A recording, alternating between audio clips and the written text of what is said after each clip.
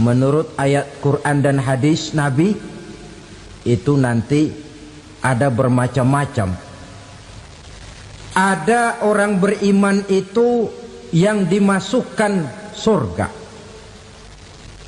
Ada orang beriman itu yang dimasukkan ke dalam surga.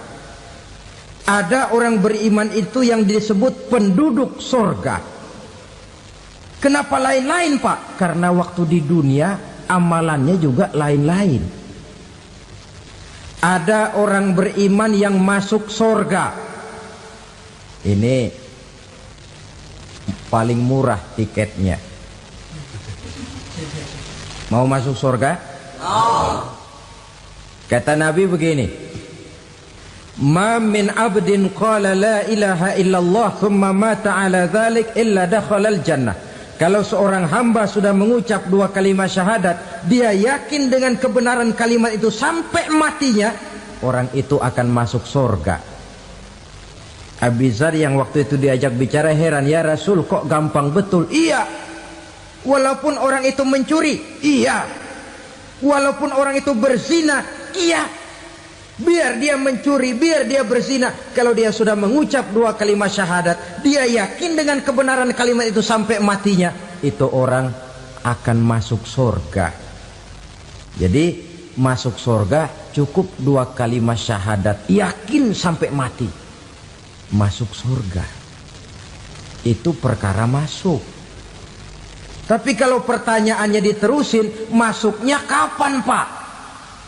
Nah, ini lain lagi urusannya. Sebab ada yang masuknya itu langsung, ada yang mampir dulu. Di sana tempat cuma dua, kalau tidak surga, neraka. Mau ke surga tapi mampir dulu, yang mampirnya jelas di neraka. Kenapa? Dalam hadis qudsi ada riwayat, nanti itu di akhirat, setelah Allah selesai mengatur penduduk surga masuk surga, yang neraka masuk neraka, Allah berkata kepada malaikat Malik, malaikat Malik, labaik ya Allah.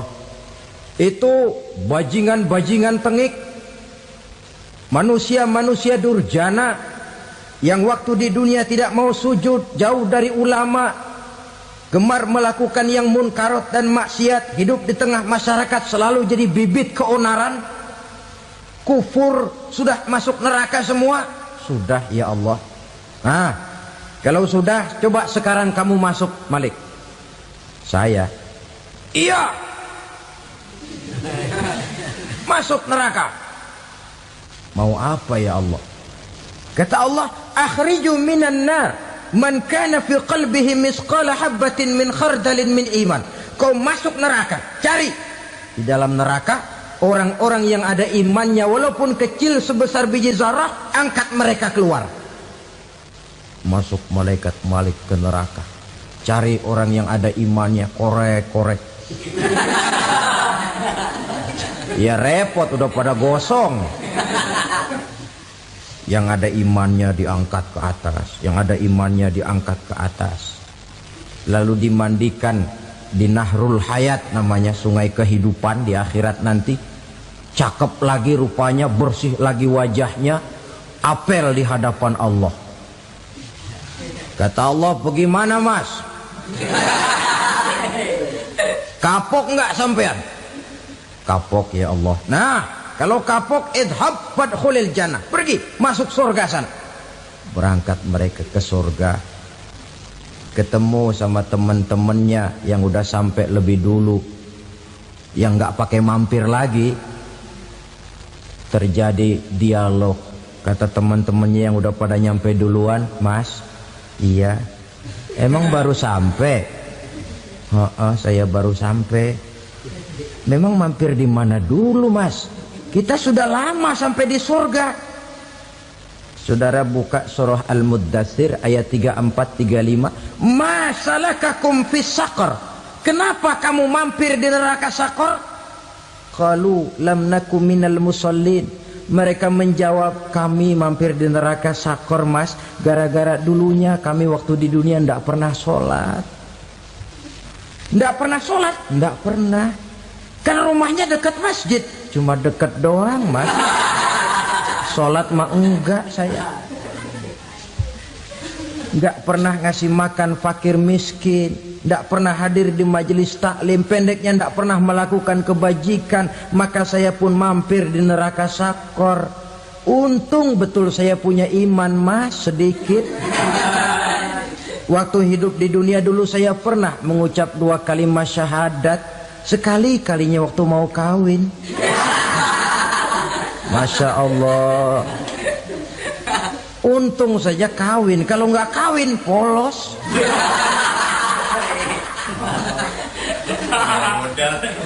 Itu juga pengulu sudah setengah mati ngajarin. Asyhadu alla, asyaduaan, asyaduaan.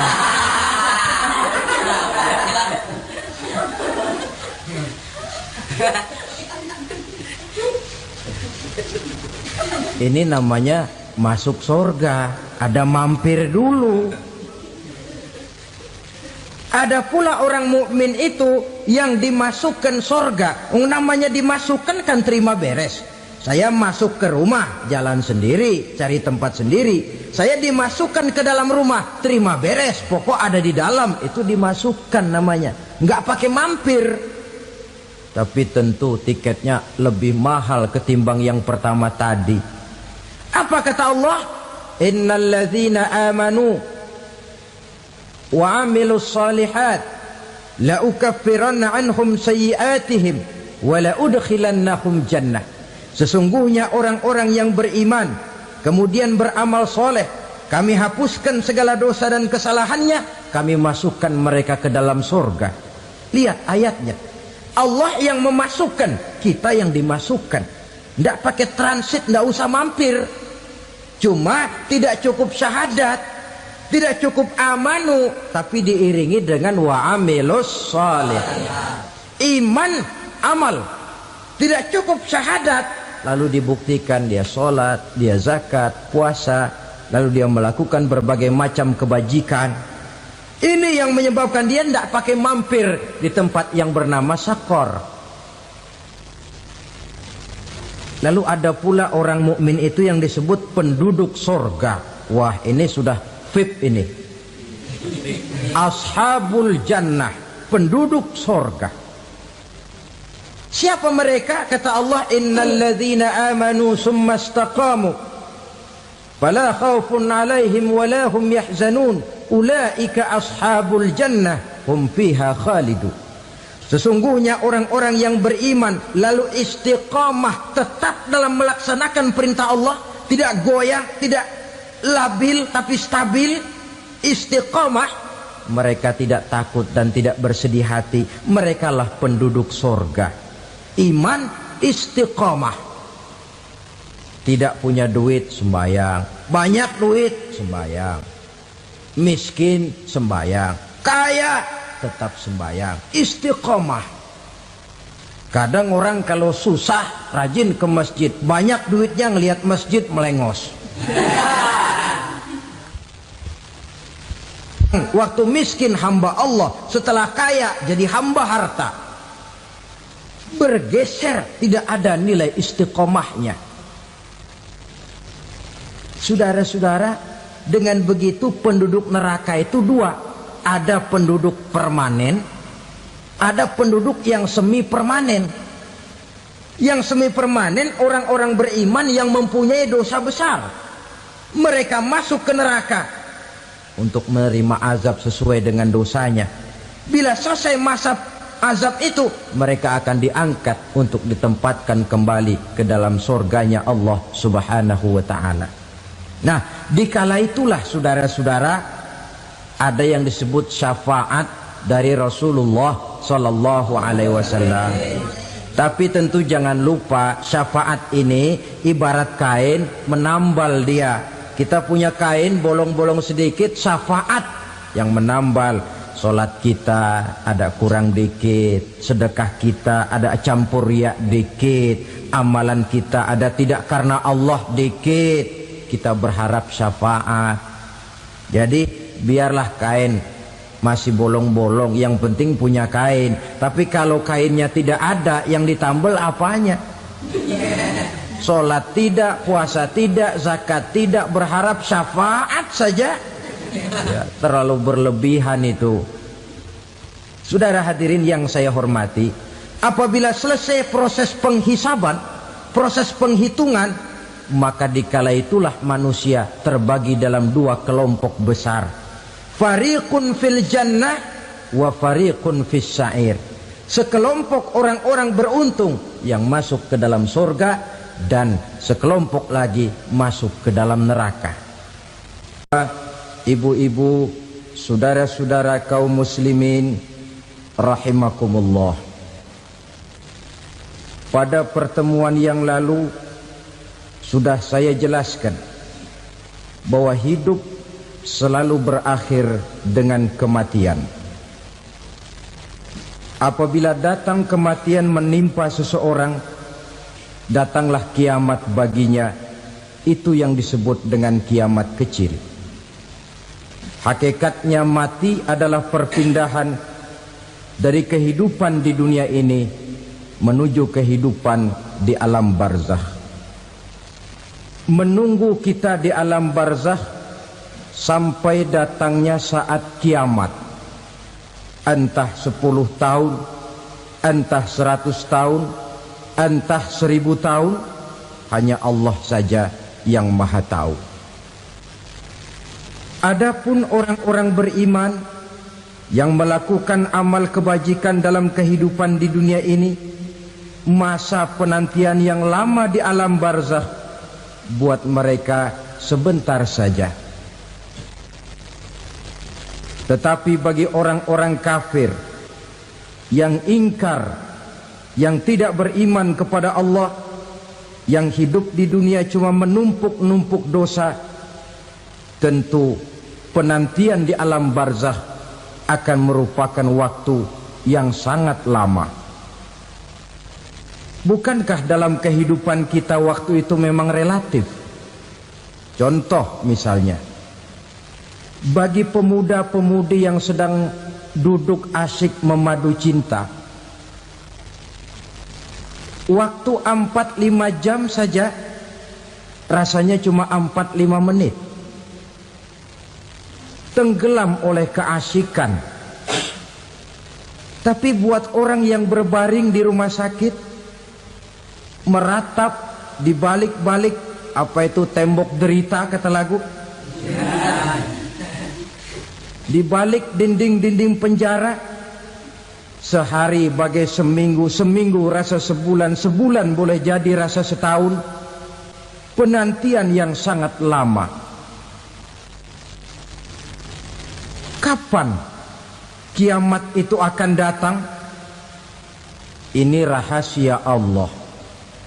Jangankan kita yang orang awam, baginda Nabi sendiri tidak diberitahu oleh Allah kapan kiamat itu akan terjadi. Tetapi sungguh pun demikian, banyak hadis-hadis yang menjelaskan ciri atau tanda-tanda datangnya kiamat. Nah, kalau sudah bicara soal tanda, tanda kiamat itu ada dua. Pertama yang disebut alamatus sughra, tanda-tanda kecil. Ini waktunya masih ada tenggang. Ada yang dinamakan alamatul kubra, tanda-tanda besar. Artinya kiamat sudah diambang pintu. Apa tanda-tanda kecil dari datangnya hari kiamat itu? Misalnya kata Nabi, apabila ilmu sudah diangkat oleh Allah, artinya apabila ulama sudah banyak wafat, minat orang belajar agama berkurang, lalu kebodohan nampak merajalela di mana-mana, zina dikerjakan secara terbuka, minuman-minuman keras jadi kebanggaan, itu termasuk di antara tanda-tanda kecil terjadinya hari kiamat. Apalagi misalnya iza waladatil ammatu rabbataha, apabila budak sudah melahirkan tuan. Apa maksudnya? Ada yang mentafsirkan apabila anak sudah bisa membudaki orang tuanya. Orang tua yang melahirkan dia, yang membesarkan dia, demi setelah si anak besar jadi orang berpangkat, bertitel, berharta, berkedudukan, jadilah orang tua itu budaknya. Sehingga sering dibilang kalau orang tua kaya, anak jadi raja. Tapi kalau anak yang kaya, orang tua sering jadi budak. Apalagi munculnya fitnah yang bergelombang, timbul perang antara dua bangsa yang besar, waktu berjalan terasa sangat pendek sekali. Itu merupakan tanda di antara tanda-tanda kiamat. Termasuk di dalamnya sulit membedakan mana laki, mana perempuan. Kan kalau tanda-tanda kayak begini sekarang sudah banyak kita lihat kan. Ulama banyak wafat, penggantinya sulit. Zina dikerjakan berterang-terangan, minuman keras jadi kebanggaan. Banyak anak membudaki orang tuanya, sulit membedakan mana laki mana perempuan. Kadang-kadang dari belakang kita lihat perempuan bener, begitu kita colek nengok jenggotan.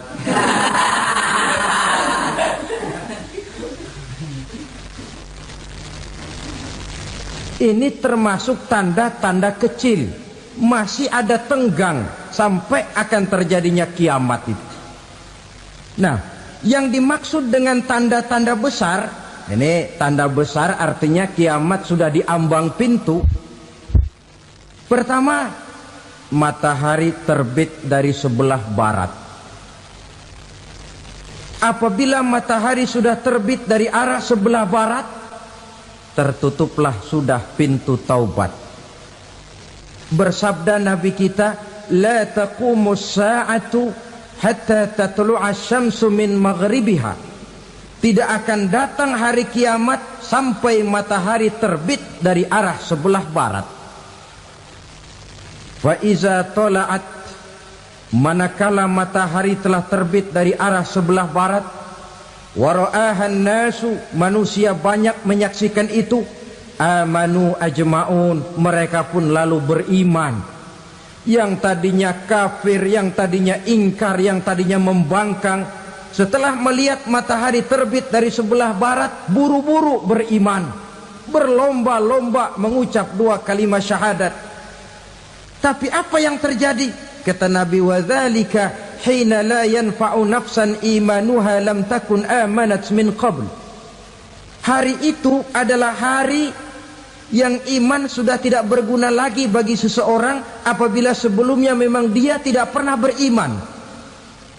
Au kasabat fi imaniha khaira, atau beriman tetapi tidak pernah melakukan kebajikan di dalam keimanannya itu. Hari yang sudah kasib, hari yang sudah terlambat, beriman tidak akan ada gunanya lagi. Ini pelajaran buat kita. Sebelum sang surya terbit dari sebelah barat, sebelum nafas sampai di tenggorokan, artinya pintu taubat masih terbuka. Kalau dua hal itu sudah terwujud, nafas sudah sampai di kerongkongan atau matahari sudah terbit dari arah sebelah barat, tertutuplah sudah pintu taubat. Tak ada lagi gunanya pangkat, jabatan, harta, bahkan beriman pun dalam suasana macam itu too late, kata orang Kulon. Sudah terlambat. Matahari terbit dari arah sebelah barat, itu tanda besar, artinya kiamat sudah diambang pintu. Lalu apalagi tanda besar? Munculnya Dajjal. Dajjal artinya pendusta-pendusta yang menyesatkan manusia. Ada dua macam Dajjal, saudara. Ada Dajjal kecil. Ini Dajjal kelas 3. Kalau ini sejak zaman Rasulullah sudah ada itu. Tiap zaman ada. Di zaman Rasulullah misalnya ada yang bernama Aswad al-Unsi dari Yaman. Ada yang namanya Musailamah Al-Kazzab dari Yamamah. Ada yang namanya Ibnu Sayyad dari Madinah. Ini dajjal-dajjal di zaman Rasul. Musailamatul Kazzab memproklamirkan diri jadi nabi dia. Di zaman Rasul masih hidup. Ini dajjal zaman Nabi. Di zaman sahabat muncul dajjal-dajjal. Di zaman kita sekarang ini dajjal-dajjal pun gentayangan. Dajjal-dajjal kelas teri. Kerjanya mendustakan manusia, menyesatkan manusia, memalingkan manusia dari jalan yang benar dan diridhoi oleh Allah Subhanahu wa taala. Adapun yang merupakan tanda besar dari datangnya kiamat, dajjal-dajjal kelas kakap.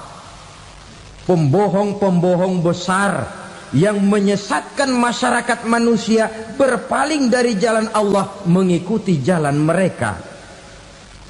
Apa sih ciri dajjal itu? Kata Nabi dalam hadis Bukhari Muslim, innad dajjala, sesungguhnya yang namanya dajjal itu yakhruju, satu saat akan muncul mendekati hari kiamat. Wa inna ma'ahu ma'an, si dajjal ini membawa air. Wa naran, dan juga membawa api. Dua simbol. Di tangan yang satu dia bawa air, di tangan yang satu dia bawa api. Wa ammal ladzi yarahu an-nasu ma'an fanarun, adapun yang orang banyak lihat air, hakikatnya adalah api. Yang dilihat api, hakikatnya adalah air. Oleh sebab itu, kalau api yang ditawarkan, ambillah air. Kalau air yang ditawarkan, pilihlah api. Maksudnya apa ini? Ini bahasa simbol, saudara-saudara. Dajjal bicaranya seolah-olah untuk kepentingan manusia.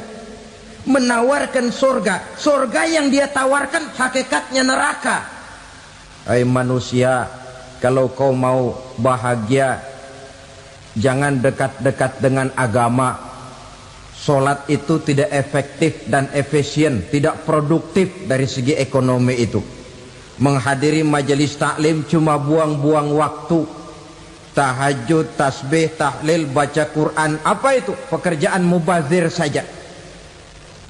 Hidup ini cuma sekali, masa yang cuma sekali, manfaatkan dengan sebaik-baiknya. Mumpung, dibawanya sifat mumpung tetapi dalam pengertian yang sangat negatif. Bicaranya seolah-olah untuk kepentingan manusia, tetapi sebenarnya menjerumuskan manusia. Menawarkan air, tapi sebenarnya api. Menawarkan api, tapi hakikatnya air. Buat apa kamu sholat? Buat apa kamu bayar zakat?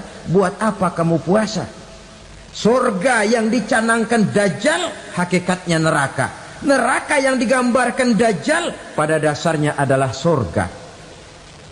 Jadi memutarbalikan fakta itu kerjaan dajjal. Yang hak jadi batil, yang batil dibilang hak, yang benar jadi salah, yang salah malah jadi benar. Tuntunan disuruh jadi tontonan, tontonan malah menjadi tuntunan. Itu pekerjaan dajjal profesinya. Zamannya Nabi Adam, dajjalnya kan iblis. Betul? Betul. Apa sih gang kerayuan iblis itu? Allah setelah menciptakan Nabi Adam kan bilang, Adam, kau dan istrimu Hawa tinggal di surga ini. Seluruh fasilitas yang ada di surga persilahkan kau nikmati. Satu yang tidak boleh, jangan coba-coba dekati pohon khuldi. Dekat saja jangan, apalagi sampai memetiknya. Datang dajjal yang namanya iblis ini. Adam, kamu tahu nggak kenapa tidak boleh makan buah khuldi? Ya nggak tahu, pokoknya saya dilarang. Bodoh kamu Dam. Khuldun artinya kekal. Kalau kamu makan itu buah, kau akan kekal di surga buat selamanya. Allah tidak kepengen, maka dilarang kamu makan buah khuldi. Kalau kau ingin kekal di surga Adam, makan saja. Saya bicara begini ini untuk kepentingan kamu Adam. Ini kan ciri-ciri Dajjal. Bicaranya sih seolah-olah untuk kepentingan Nabi Adam, hakikat sebenarnya menjerumuskan Nabi Adam supaya ingkar dan melanggar larangan dari Allah Subhanahu wa ta'ala. Jadi setelah muncul Dajjal, timbul kekacauan-kekacauan di masyarakat. Banyak yang terpengaruh, terpedaya dan terpesona. Termasuk mereka yang memproklamirkan diri jadi nabi. Mereka yang memproklamirkan diri jadi rasul di zaman sesudah Rasulullah wafat, itu adalah Dajjal-Dajjal. Maka saya ingatkan, kalau di zaman kita sekarang ini ada orang ngaku jadi nabi, ada orang ngaku jadi rasul, biar bahasa Arabnya kental, Quran hafal, hadis ribuan hadis hafal, biar pakai serban sampai menyengser ke tanah, bahasa Arabnya fasih, tapi dia mengaku jadi nabi, jadi rasul, kita umat Islam wajib tidak percaya. Wajib untuk tidak percaya. Itulah Dajjal-Dajjal zaman kita sekarang ini. Tidak mustahil mereka datang mempengaruhi orang awam supaya berpaling dari Rasulullah, mengikuti mereka. Nah, di akhir zaman nanti, mendekati hari kiamat, Dajjal ini muncul. Dajjal kelas kakap, menyesatkan masyarakat manusia untuk berpaling dari Islam, mengikuti seruan mereka. Apalagi di antara datangnya kiamat itu, tanda yang besar itu, turunnya Nabiullah Isa Al-Masih, putra Maryam. Menurut berbagai hadis yang sahih, Nabi Isa Al-Masih nanti akan turun lagi. Tidak membawa risalah yang baru, tapi meluruskan risalah Islam ini yang telah banyak ditinggalkan oleh masyarakat. Bahkan ada hadis menjelaskan beliau akan membunuh Nabi, mematahkan kayu-kayu salib, lalu melaksanakan haji dan umrah mengikuti syariat Nabi Muhammad, bukan membawa agama baru. Menjadi semacam mujaddid, reformer, menyelamatkan manusia dari bisikan Dajjal. Bahkan ada riwayat yang menjelaskan bahwa Nabi Isa berhasil mengalahkan Dajjal, mengembalikan masyarakat manusia kembali kepada ajaran Islam yang datang dari Allah, dibawa oleh Rasulullah Sallallahu Alaihi Wasallam. Dengan kata lain, turunnya Nabi Isa bukan sebagai Nabi dan Rasul baru, tetapi mengikuti syariat Nabi kita Muhammad Sallallahu Alaihi Wasallam. Saudara hadirin, ibu-ibu hadirat yang saya hormati, kemudian apalagi di antara tanda-tanda besar akan datangnya kiamat itu? Keluarnya asap atau awan. Kata Nabi, inna min asyrati sa'ah dukhanan yamla'u ma bainal masyriqi wal maghrib. Di antara tanda-tanda kiamat, munculnya awan antara langit dan bumi. Ini pun diperkuat dalam surah Ad-Dukhan ayat 10. Fartaqib yauma ta'tis sama bidukhanim mubin fayughshan nas hadza azabun alim. Bagi orang-orang yang beriman, mereka biasa-biasa saja. Tapi bagi orang kufur, datangnya asap dan awan ini merupakan azab yang kelewat pedih. Barangkali sedikit mendekati gambaran tentang azab yang pedih ini, saya ingatkan alam pikiran kita kepada peristiwa yang belum lama terjadi. Pernah dengar berita bocornya reaktor nuklir di Chernobyl, Uni Soviet? Pernah dengar? Nah, bocornya reaktor nuklir di Chernobyl yang mengakibatkan ratusan bahkan sangat mungkin ribuan nyawa. Cuma satu reaktor. Bagaimana kalau seluruh cadangan nuklir yang dimiliki oleh para negara adik kuasa ini diledakkan? Bahkan yang konon menurut catatan cadangan nuklir yang dimiliki bersama oleh Amerika dan Rusia sekarang ini sudah sanggup memusnahkan 6 miliar manusia, 1,5 kali lebih banyak dari jumlah manusia yang nongkrong di permukaan bumi ini. Saudara-saudara hadirin yang saya hormati,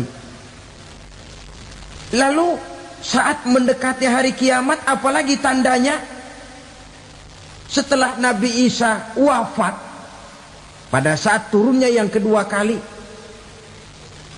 lalu Allah meniupkan angin sejuk, semua orang-orang beriman, orang-orang baik wafat, sehingga penghuni bumi ini cuma tinggal lagi terdiri dari orang-orang kafir. Tidak ada lagi di bumi ini yang bisa mengucapkan Allah. Sehingga dalam hadis qudsi itu ada keterangan, innallaha azza wa jalla yaqulu li Israfil.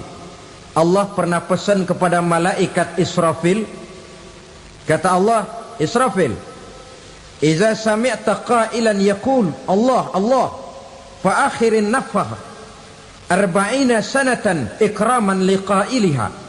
Hai Israfil, apabila kau dengar di permukaan bumi masih banyak orang yang mengucapkan Allah Allah, maka tunda sangkakala kiamat itu 40 tahun. Untuk apa? Ikraman liqailiha, menghormati orang yang mengucapkan Allah Allah itu. Wah, jadi karena sekarang masih banyak yang mengucapkan Allah, besar hatilah kita, masih jauh kiamat itu.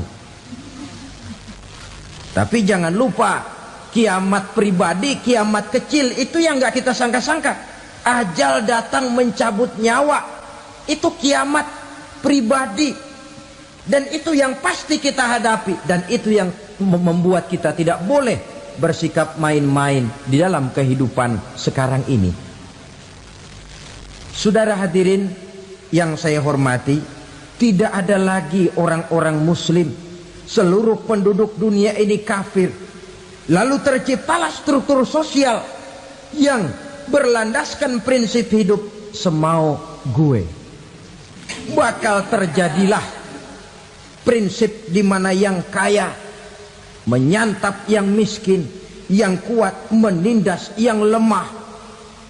Hidup sudah bagaikan di rimba belantara, berlaku hukum rimba, siapa yang kuat dia yang menang, siapa yang lemah menjadi mangsa. Timbul kekacauan, maksiat merajalela, munkarat menjadi-jadi, sehingga isi bumi ini penuh dengan segala macam perbuatan dosa. Tidak ada perlunya lagi alam diperpanjang temponya. Datang saat yang sudah dijanjikan oleh Allah Azza wa Jalla, maka terjadilah yang disebut kiamat kubra, kiamat besar, kiamat ancur-ancuran. Bagaimana kejadian ini dimulai? Dalam surah Az-Zumar ayat 68, Allah Subhanahu wa taala berfirman, wa nufikha fis-suri fasa'iqa man fis samawati wa man fil ardi illa man sya'allahu. Maka manakala ditiuplah sangkakala, terkejutlah seluruh yang ada di langit dan seluruh yang ada di bumi. Bila saat kiamat datang, Allah perintah malaikat Israfil, Israfil, tiup sangkakalamu. Ditiuplah sangkakala oleh malaikat Israfil. Yang akibat daripada tiupan itu, seluruh yang ada di langit, seluruh yang ada di permukaan bumi terkejut. Yang ada di langit siapa? Malaikat kan. Bayangin aja kalau malaikat kaget, apalagi kita. Terkejut seluruh makhluk yang ada di bumi, yang ada di langit mendengar suara sangkakala itu. Bunyinya tidak sanggup kita bayangkan dahsyatnya. Ledakan nuklir, ledakan neutron belum apa-apa ketimbang bunyi sangkakala malaikat Israfil ini. Nah, lalu mendengar bunyi sangkakala ini, Gemparlah makhluk, kacaulah alam. Bumi gempa, planet-planet bertabrakan, gunung meletus, air laut tumpah ke darat, angin topan bertiup, halilintar menyambar.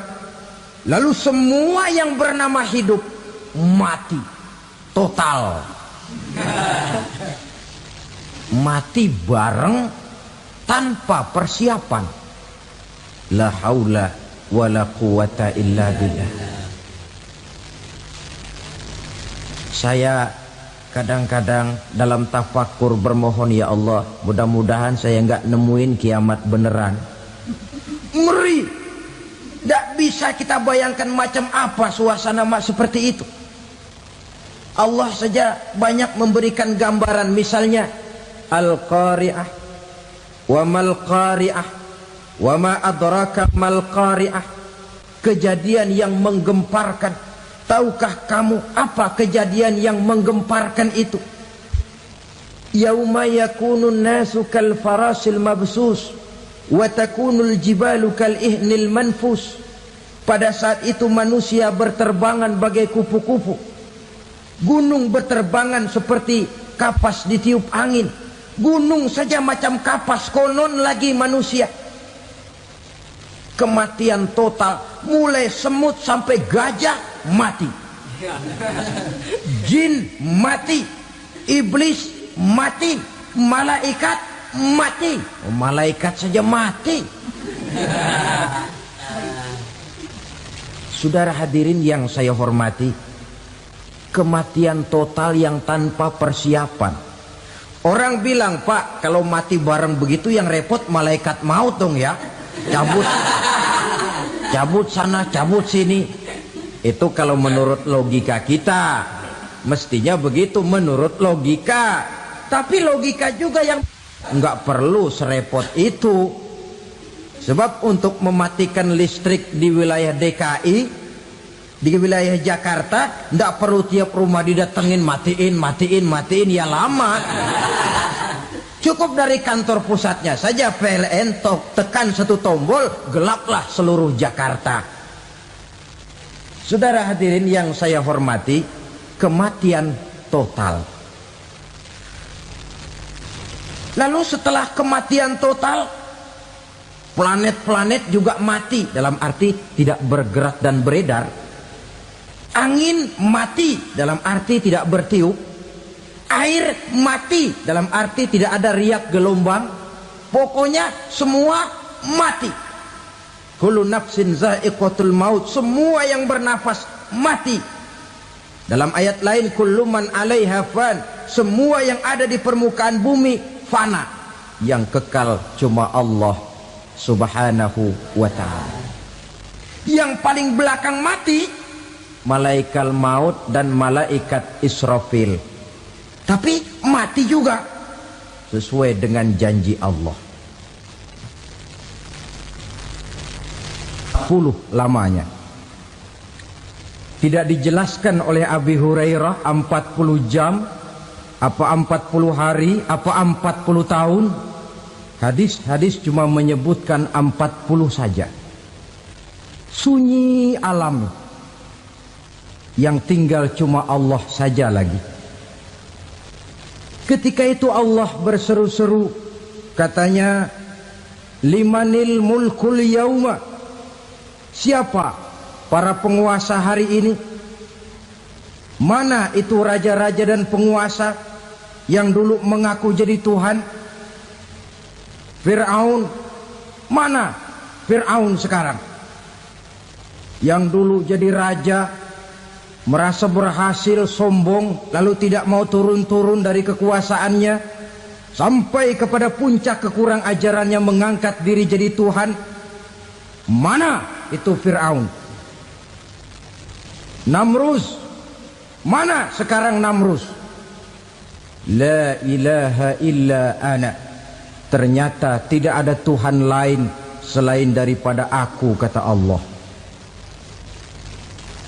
Proses kemudian, saudara-saudara, turunlah hujan dari langit. 40 lamanya hujan itu. Tidak jelas juga 40 jam apa 40 hari. Setelah air turun membasahi, datanglah tiupan sangkakala yang kedua.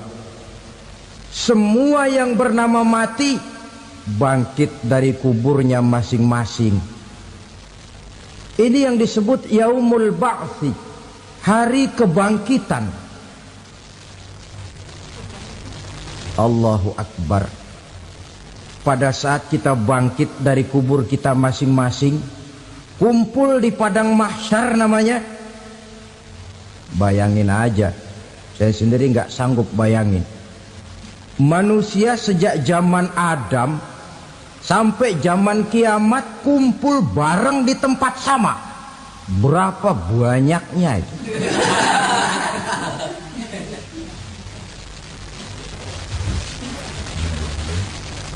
Dan yang luar biasa menurut satu riwayat, pada saat bangkit itu, Masya Allah, roman muka kita berubah, disesuaikan dengan amalan kita waktu di dunia ini.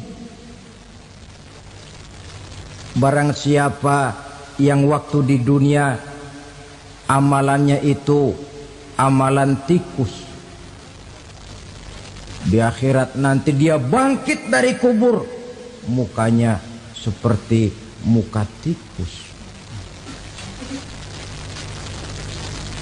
Gagah betul badannya, tapi mukanya seperti tikus. Kenapa? Amalannya waktu di dunia seperti amalan tikus. Apa amalan tikus itu? Suka ngegeragoti barang yang sudah disimpan rapi-rapi. Orang sudah simpan uang rapi-rapi, simpan perhiasan rapi-rapi, digeragoti oleh tikus. Maling-maling, pencoleng-pencoleng, koruptor-koruptor, itu nanti di akhirat nanti kita lihat mukanya seperti muka tikus. Oh, ini waktu di dunia suka nyolong, mukanya seperti muka tikus. Barang siapa yang waktu di dunia ini amalannya itu amalan macan, dia akan bangkit nanti mukanya seperti muka macan. Apa amalan macan? Macan itu amalannya menang-menangan. Orang yang mau menang saja nggak mau mengalah.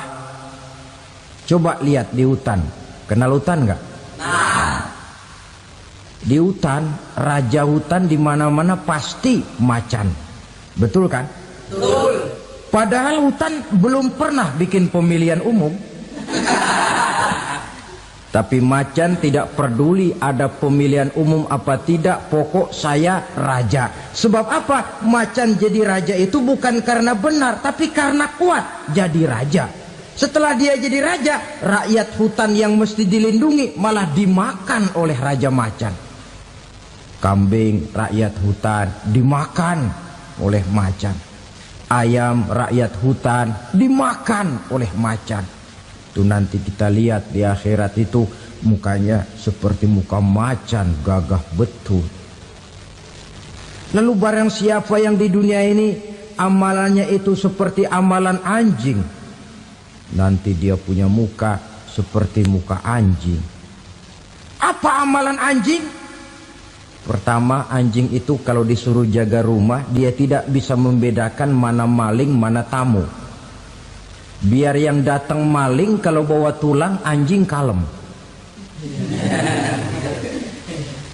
Yang kedua, anjing itu akan setia kepada siapa saja yang memberinya roti. Siapa yang memberinya roti, itulah majikannya. Apa kata majikannya pasti dia laksanakan. Soal benar atau salah dia tidak peduli. Setelah anjing dapat roti, dia tidak punya pilihan lain kecuali bilang, abdi mah kumaha juragan wae ayeuna mah.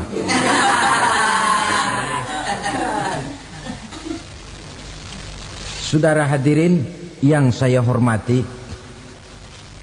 berkumpul di padang mahsyar, tiap orang sibuk dengan persoalannya masing-masing. Matahari waktu itu didekatkan oleh Allah, panas luar biasa.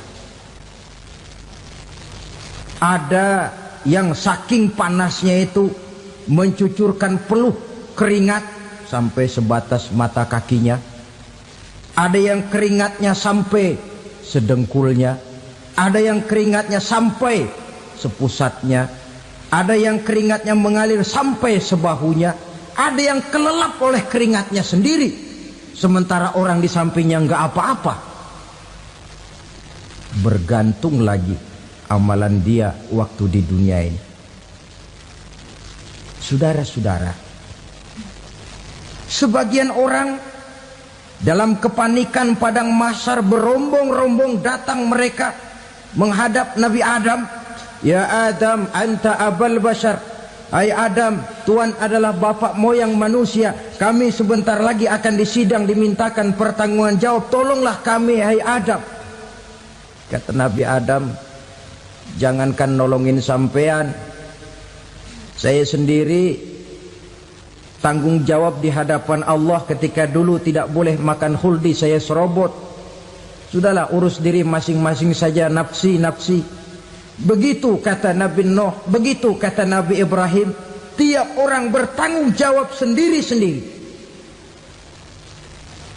Ketika itulah saudara-saudara, nikmatnya menjadi umat Nabi besar Muhammad sallallahu alaihi wasallam. Sebab apa? Walaupun menurut abjad kita ini umat paling belakang, paling belakang kita ini toh, karena Nabi Muhammad adalah Nabi akhir, tapi akan dihisap lebih dulu, lewat di atas sirat lebih dulu, masuk surga lebih dahulu ketimbang umat-umat belakangan. Ketika Rasul mendekati ajal, beliau tanyakan itu kepada malaikat Jibril. Malaikat Jibril berkata, Muhammad jangan khawatir, Allah sudah berjanji, inni haramtul jannata ala sairil anbiya hatta tadkhulaha anta wa haramtuha ala sairil umami hatta tadkhulaha ummatuka. Surga aku haramkan buat seluruh nabi kecuali kalau engkau Muhammad sudah masuk ke dalamnya, dan surga aku haramkan buat seluruh umat kecuali kalau umatmu Muhammad sudah masuk ke dalamnya. Logikanya, walaupun menurut abjad kita umat paling belakang, bakal dihisap paling dulu, lewat di atas sirat paling dulu, masuk surga paling dulu, kalau mampir ke neraka juga paling dulu. Ya resiko.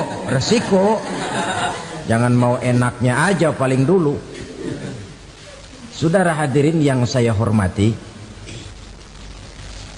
setelah masa kebangkitan itu jangan dikira begitu bangkit langsung diperiksa. Masih menunggu menanti ribuan tahun perhitungan padang mahsyar untuk sampai kepada proses yang disebut yaumul hisab, hari perhitungan. Seorang demi seorang bakal dipanggil. Bayangkan saja, kita se-RT saja di absen, kadang-kadang perlu waktu lama. Ini manusia sejak zaman Nabi Adam sampai datang hari kiamat, satu demi satu disidang di hadapan Qadhi Rabbul Jalil. Status sosial copot sudah waktu itu. Yang pernah jadi hartawan di situ tidak lagi kelihatan kehartawanannya. Yang pernah jadi jenderal tidak lagi dipanggil jenderalnya. Yang ustadz tidak lagi dipanggil al-mukarramnya. Seluruh status sosial selesai. Dipanggillah kita seorang demi seorang menghadap Qadhi Rabbul Jalil. Bagaimana proses penghisaban itu? Pertama, proses tanya jawab. Di antaranya ada hadis menyatakan, lan tazula qadama 'abdin yaumal qiyamah hatta yus'ala an arba'i khisalin. Besok di hari kiamat tidak akan bergeser telapak kaki seorang hamba sampai dia ditanya lebih dulu tentang 4 persoalan. Tentang ilmunya, kemana ilmu itu diamalkan. Tentang umurnya, di mana umur itu dihabiskan. Tentang masa mudanya, kemana masa muda itu dipakai. tentang hartanya, dari mana harta itu didapat dan kemana harta itu dibelanjakan. Ini termasuk proses tanya jawab. Jadi kalau istilah pengadilan dunia, nama Fulan bin Fulan. Kamu waktu di dunia diberikan umur panjang untuk apa? Pernah mengalami masa muda, kemana kau habiskan masa remajamu? Kau diamanahkan ilmu, dengan apa ilmumu kau amalkan? Kau diberikan harta, dari mana harta kau dapat, kemana kau belanjakan? Tak seorang pun yang bisa mungkir. Sebab apa? Dikala itu yang menjadi saksi bukan orang. Yang menjadi saksi adalah seluruh anggota badan kita. Tangan bicara, kaki jadi saksi terhadap seluruh amalan yang pernah kita kerjakan pada saat kehidupan di alam dunia ini.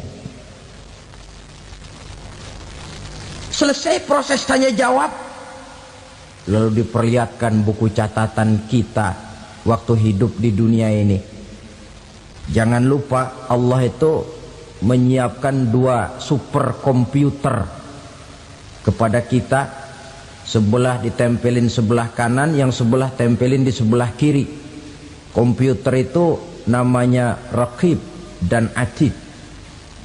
2 malaikat yang apabila baik kita lakukan, refleks saja akan menulis kebajikan kita. Jahat kita kerjakan, akan tertulis. Catatan itu nanti diperlihatkan kepada kita.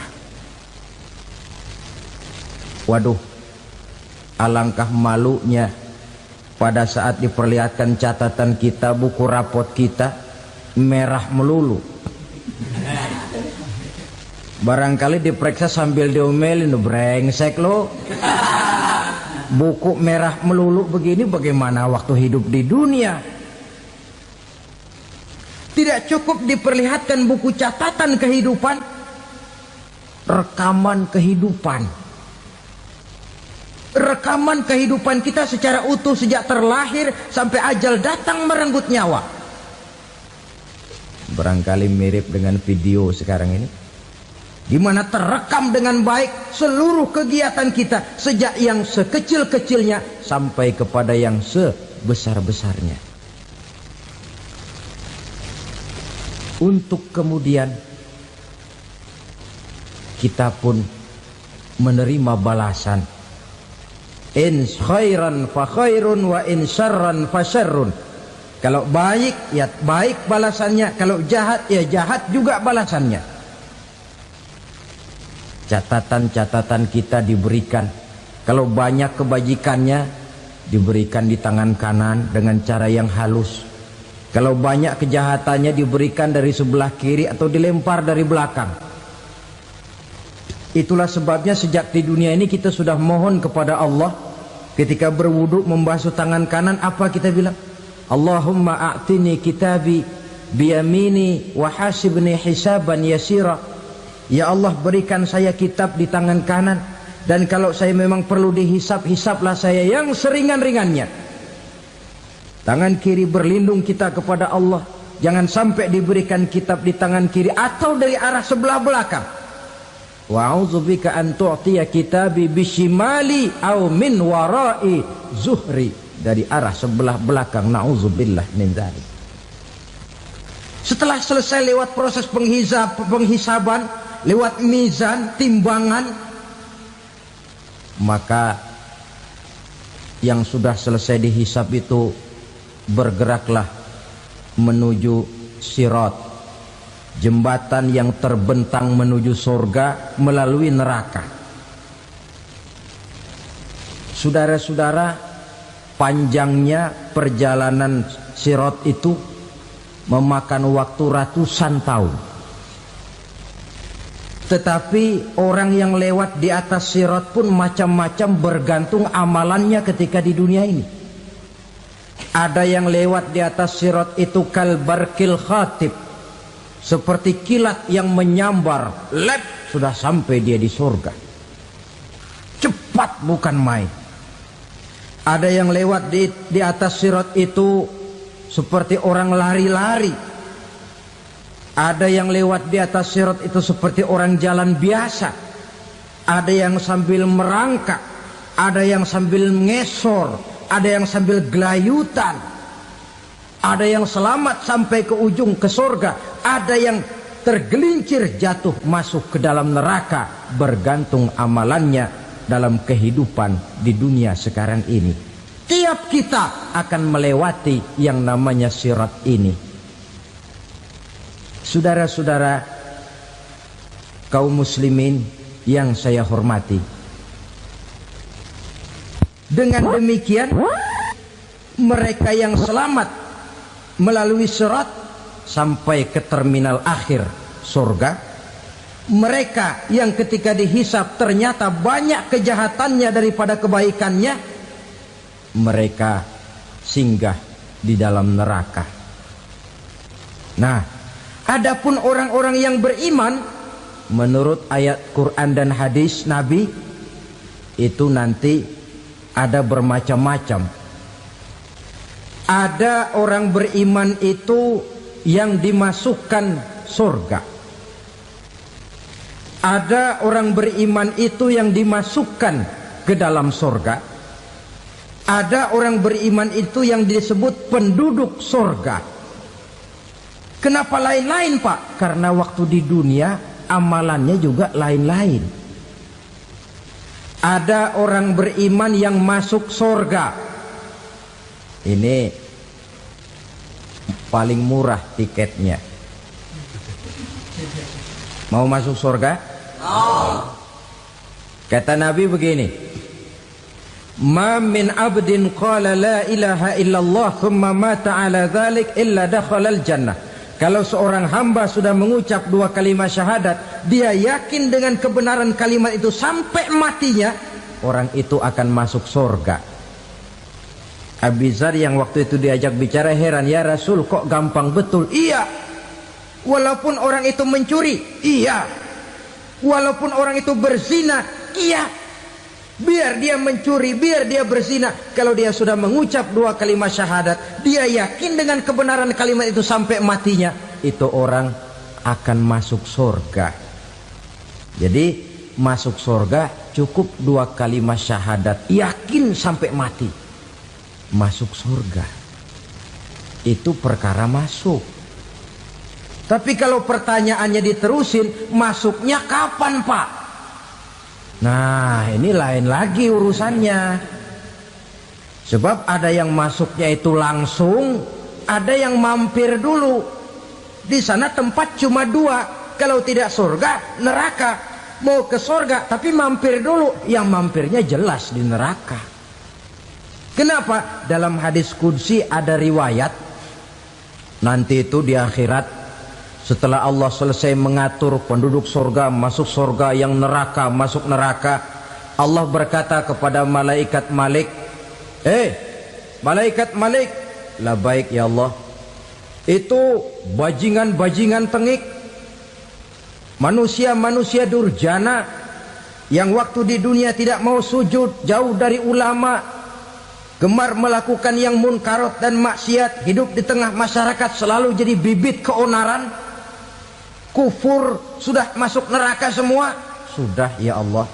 Nah, kalau sudah, coba sekarang kamu masuk, Malik. Saya, iya,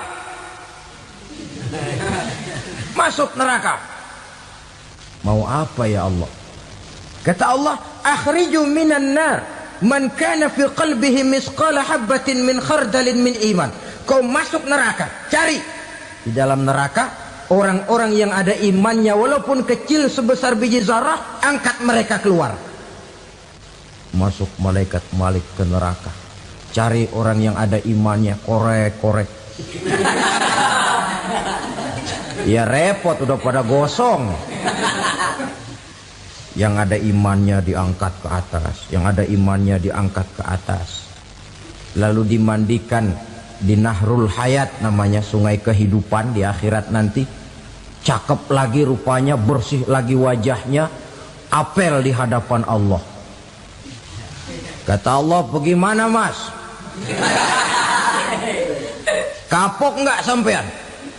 Kapok ya Allah. Nah, kalau kapok, idhab fadkhulil jannah, pergi masuk surga sana. Berangkat mereka ke surga. ketemu sama teman-temannya yang udah sampai lebih dulu, yang nggak pakai mampir lagi. Terjadi dialog. Kata teman-temannya yang udah pada nyampe duluan, "Mas, iya, emang baru sampai?" Saya baru sampai." "Memang mampir di mana dulu, Mas? Kita sudah lama sampai di surga."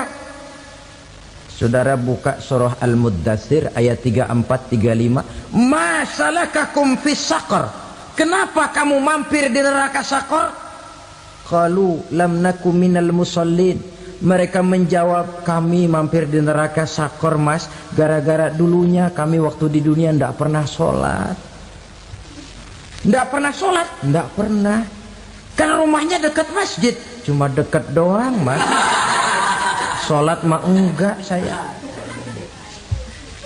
Enggak pernah ngasih makan fakir miskin, enggak pernah hadir di majelis taklim, pendeknya enggak pernah melakukan kebajikan. Maka saya pun mampir di neraka Saqar. Untung betul saya punya iman, Mas, sedikit. Waktu hidup di dunia dulu saya pernah mengucap 2 kalimat syahadat. Sekali-kalinya waktu mau kawin. Masya Allah.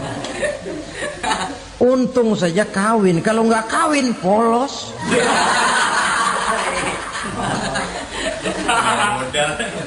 Itu juga pengulu sudah setengah mati ngajarin. Asyhadu alla, asyaduaan, asyaduaan.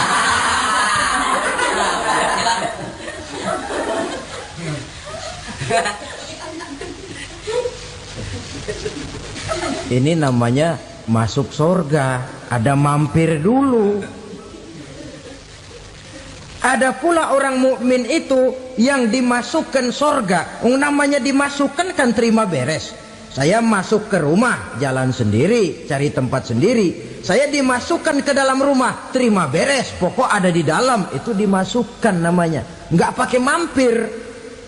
Tapi tentu tiketnya lebih mahal ketimbang yang pertama tadi. Apa kata Allah? Innal ladzina amanu wa amilus salihat la ukaffiranna anhum sayyi'atihim wa la udkhilannahum jannah. Sesungguhnya orang-orang yang beriman kemudian beramal soleh, kami hapuskan segala dosa dan kesalahannya, kami masukkan mereka ke dalam surga. Lihat ayatnya. Allah yang memasukkan, kita yang dimasukkan. Tidak pakai transit, tidak usah mampir. Cuma tidak cukup syahadat, tidak cukup amanu, tapi diiringi dengan wa'amilus salih. Iman, amal. Tidak cukup syahadat, lalu dibuktikan dia sholat, dia zakat, puasa, lalu dia melakukan berbagai macam kebajikan. Ini yang menyebabkan dia tidak pakai mampir di tempat yang bernama Saqar. Lalu ada pula orang mukmin itu yang disebut penduduk surga. Wah, ini sudah VIP ini.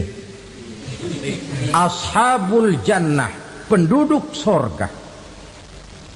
Siapa mereka? Kata Allah, innal ladzina amanu summa istaqamu fala khaufun 'alaihim wala hum yahzanun ulaika ashabul jannah hum fiha khalidun.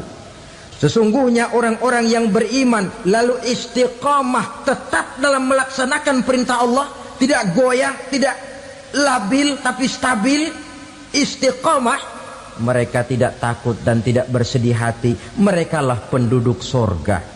Iman, istiqamah.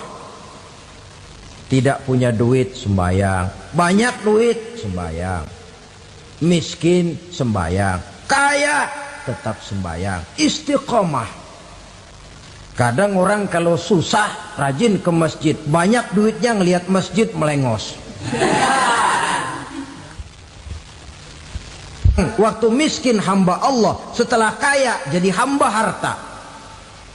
Bergeser, tidak ada nilai istiqomahnya. Saudara-saudara, dengan begitu penduduk neraka itu dua. Ada penduduk permanen, ada penduduk yang semi permanen. Yang semi permanen orang-orang beriman yang mempunyai dosa besar. Mereka masuk ke neraka untuk menerima azab sesuai dengan dosanya. Bila selesai masa azab itu, mereka akan diangkat untuk ditempatkan kembali ke dalam surganya Allah Subhanahu wa ta'ala. Nah, dikala itulah saudara-saudara, ada yang disebut syafaat dari Rasulullah Sallallahu Alaihi Wasallam. Tapi tentu jangan lupa, syafaat ini ibarat kain menambal dia. Kita punya kain bolong-bolong sedikit, syafaat yang menambal. Solat kita ada kurang dikit, sedekah kita ada campur riak dikit, amalan kita ada tidak karena Allah dikit. Kita berharap syafaat. Jadi biarlah kain masih bolong-bolong, yang penting punya kain. Tapi kalau kainnya tidak ada, yang ditambal apanya? Sholat tidak, puasa tidak, zakat tidak, berharap syafaat saja. Ya, terlalu berlebihan itu. Saudara hadirin yang saya hormati, apabila selesai proses penghisaban, proses penghitungan, maka dikala itulah manusia terbagi dalam dua kelompok besar. Fariqun fil jannah wa fariqun fis sa'ir. Sekelompok orang-orang beruntung yang masuk ke dalam surga, dan sekelompok lagi masuk ke dalam neraka.